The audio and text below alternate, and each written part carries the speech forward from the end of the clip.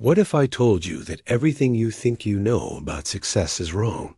That talent, hard work, and ambition are only a tiny part of the story. What if the real secret to becoming a Bill Gates, a Beatles, or a world-class athlete has less to do with who you are, and more to do with where and when you were born? Welcome to the mind-bending world of Malcolm Gladwell's Outliers. This isn't just another self-help book. It is a book that will fundamentally change how you see the world and the people who achieve extraordinary things. Let's start with a crazy fact. Did you know that a huge number of the most successful professional hockey players in Canada were born in January, February, or March? Coincidence? Not at all. In Canada, the eligibility cutoff for youth hockey leagues is January 1st. This means that kids born early in the year are physically bigger and more mature than their peers born later in the same year. They get identified as talented, get better coaching, more ice time, and more practice. By the time they're teenagers, they really are better. It wasn't just innate talent. It was a hidden advantage created by their birthday. Gladwell fills Outliers with stories just like this, revealing the invisible forces that shape our destinies. He introduces us to the 10,000-hour rule. It sounds simple. To become a world-class expert in anything, you need to practice for 10,000 hours.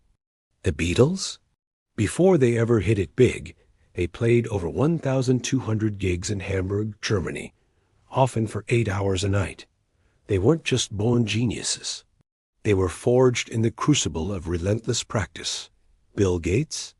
As a teenager, he got incredibly lucky. He had access to a rare university-level computer terminal in 1968. This gave him a massive head start, allowing him to accumulate his 10,000 hours of programming long before most people even knew what a computer was. But it's not just about practice. Gladwell explores how our cultural background plays a massive role. He tells the shocking story of a Korean Air flight that crashed because of a communication breakdown in the cockpit. The co-pilot was too deferential to the captain due to a high power distance culture, where subordinates are hesitant to challenge their superiors, even in a life or death situation. It's a chilling example of how our cultural legacy can have profound consequences. On the flip side, he shows how the cultural legacy of hard work from rice paddy farming in Asia correlates with a greater aptitude for mathematics. The work is meaningful, complex, and rewards effort, creating a mindset that's perfect for tackling tough math problems. It's not about being smarter.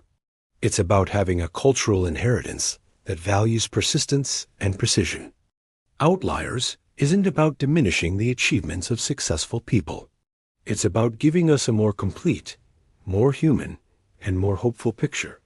It shows that success is a gift. It comes from hard work, yes, but also from opportunities, lucky breaks, and the legacies passed down to us by our ancestors and our communities. Reading this book is like putting on a new pair of glasses. You'll start seeing these hidden advantages and disadvantages everywhere. You'll understand why your successful uncle was in the right place at the right time.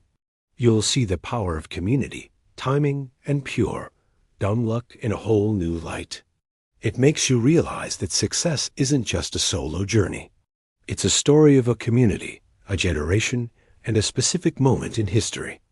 So, if you'll be ready to have your perspective on success completely shattered and rebuilt in a more fascinating way, you have to read Outliers. It's more than just a book.